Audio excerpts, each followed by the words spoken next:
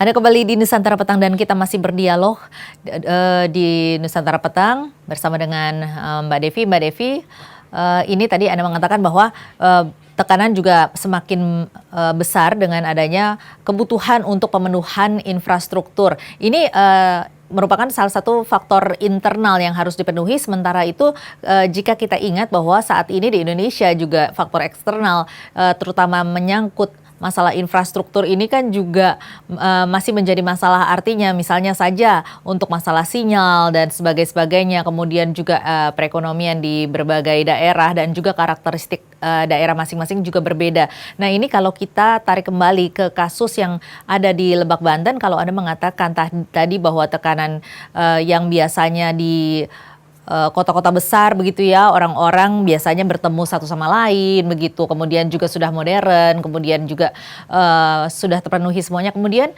kalau di kasus yang terjadi di Lebak Banten ini kan merupakan di daerah begitu ya. Ini sebenarnya tekanan yang lebih besar di mana? Di daerah kah atau di kota-kota besar?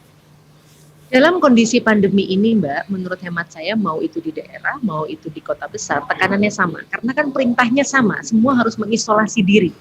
Artinya, kita tahu virus ini tidak memilih-milih untuk bisa menjangkiti orang dari berbagai kalangan.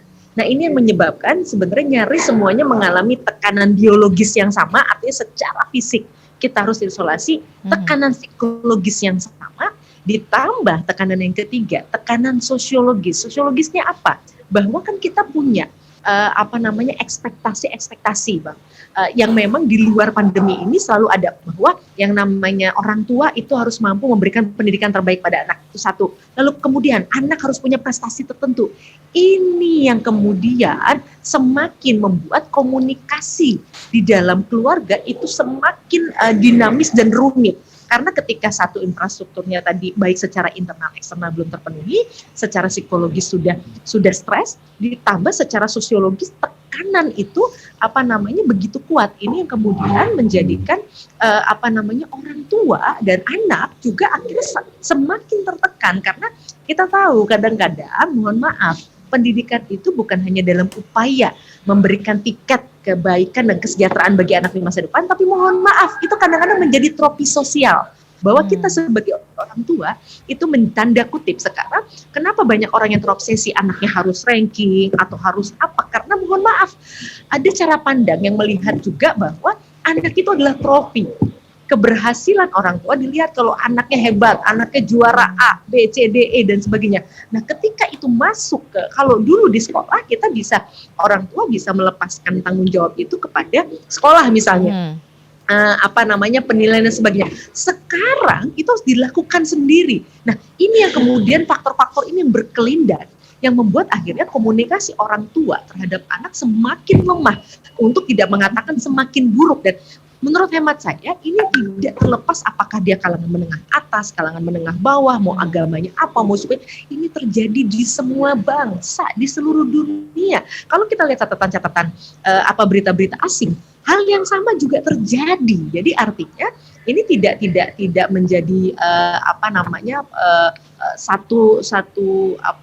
kejadian yang memang hanya menyasar pada kelompok pendidikan atau kelompok ekonomi tertentu. Tidak, ini satu hal yang sangat manusiawi dialami oleh semua orang di seluruh dunia. Kalau begitu apa yang harus dilakukan oleh orang tua? Bagaimana para orang tua ini harus mencari bekal untuk bisa beradaptasi dengan suasana atau dengan kondisi seperti ini?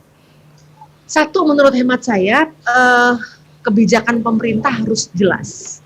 Artinya begini, bahwa misalnya angkatan 2020 ini, kita nggak tahu apakah 2021, karena ada banyak yang memprediksi 2021 itu juga belum selesai, bahkan yang memprediksi itu universitas terbaik di dunia. Nah, artinya apa? Misalnya saat dinyatakan bahwa tahun ini adalah tahun belajar yang menyenangkan, artinya tidak ada peringkat di sana misalnya. Jadi anak kalaupun belajar, karena dia ingin terus mengisi dirinya, tapi bukan dalam rangka dia takut tidak naik kelas, dia takut nilainya jelek dan sebagainya, yang itu akan mempengaruhi orang tua yang juga punya obsesi yang sama. Jadi kalau misalnya bukan berarti kemudian tidak menghargai anak-anak yang memang punya prestasi yang baik. Karena kan mungkin ada yang mengatakan, loh, terus kita bagaimana dong kalau anaknya saya bagus, kok nggak sama dong jadinya, enak sekali anak-anak yang nggak punya kemampuan dan sebagainya. Ingat, ini masa luar biasa. Jadi perlu kebijakan yang luar biasa. Kalau sudah demikian, harapan agar kesehatan masyarakat terbangun, itu bisa terjadi. Kenapa? Salah satu yang membahayakan imunitas tubuh adalah stres. Ketika anak stres, orang tua stres, bagaimana negara ini bisa cepat terbebas dari pandemi? Karena apa? Imunitas tubuhnya lemah karena akibat stres yang tadi. Jadi saya salah satu orang yang misalnya dalam berbagai diskusi mendukung kalau sekiranya ada tanda kutip dispensasi bagi angkatan pandemi ini. Artinya semuanya tidak ada yang tidak naik, semuanya tidak ada yang nilainya jelek, tapi bagaimana kemudian mereka menjadikan belajar itu sebagai rekreasi agar mereka juga tidak bosan dan stres di rumah. Justru belajar matematika, belajar bahasa, mengenal tokoh-tokoh sejarah itu rekreasi. Ayo, ada yang tahu nggak siapa yang mempromosikan kemerdekaan? Jadi bukan dalam ayo kamu harus belajar. Kalau nggak nanti nilai kamu jelek. Jadi tidak dalam konteks represif. Jadi belajar itu bisa sangat persuasif karena apa? Secara sosiologis juga tidak ada tekanan terhadap. Tapi ini secara pendidikan apakah tidak akan menurunkan standar dari pendidikan di kemudian atau di masa depan? Saya yakin tidak, Mbak. Kita tahu kita semua yang sudah profesional di dunia kerja, kita tahu tidak sesederhana itu bahwa mata pelajaran yang kita pelajari itu kemudian secara serta-merta diaplikasikan begitu ya. Iya, kita tahu bahwa kompleksitas yang akan dihadapi di dunia kerja juga berbeda dengan dunia pendidikan, tapi pendidikan itu penting, gitu kan? Nah, artinya apa? Nah, menurut hemat saya ya tadi, karena ini kejadian luar biasa, perlu ada pendekatan yang luar biasa. Karena ini yang mohon maaf, ini kan yang kemudian terungkap di publik yang ekstrim, artinya sampai ada yang meninggal. Tapi saya bisa jadi juga salah satu pelaku dari aksi-aksi kekerasan yang mungkin anak saya tidak bisa curhat. Karena ya tadi, pengabaian yang saya lakukan, atau tanpa saya sadari saya menghardik anak saya, itu sudah kekerasan. Ya, dan mungkin banyak sekali kasus-kasus di borderline nih, begitu ya, yang tidak kita sadari. Betul. Jadi artinya kita perlu berempati bersama untuk bisa bertahan di era yang luar biasa ini. Karena tadi ada keselamatan kesehatan yang perlu diutamakan, juga keselamatan ekonomi. Pendidikan yes penting, tapi ingat, pendidikan itu bukan hanya 1-2 tahun, tapi pendidikan itu kan jangka panjang.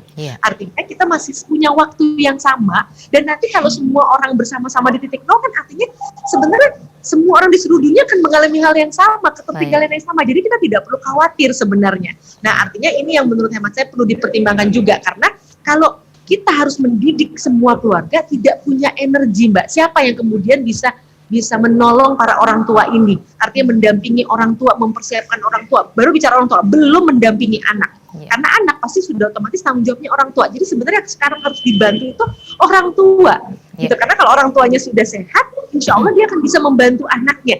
Karena kalau anak tidak mungkin dia bisa membantu orang lain, pasti dia harus bertahan sendiri, dan dia untuk mengurus dirinya saja mereka belum punya kecakapan yang pasti diharapkan oleh orang tua. Tapi apa ada tiba-tiba petugas yang bisa kemudian menelpon setiap rumah, membantu setiap keluarga untuk misalnya memberikan tips and trik singkat? Itu tentu saja sulit. Jadi artinya memang perlu ada kebijakan terstruktur yang sistematif dan masih disampaikan bahwa tahun ini harus dijadikan tahun belajar yang menyenangkan, gitu, karena ini masa pandemi, gitu. Jadi kita melihat ini satu-satunya cara untuk bisa mengatasi hal ini. Baik Mbak Devi, terima kasih banyak sudah bergabung bersama kami di Dialog Nusantara Petang. Semoga ini tidak akan terjadi lagi, dan semoga semuanya sudah bisa lebih ada kebijakan yang terstruktur seperti yang Mbak katakan tadi ya, sehingga hal ini tidak terjadi lagi di kemudian hari. Baik, terima kasih Mbak Devi.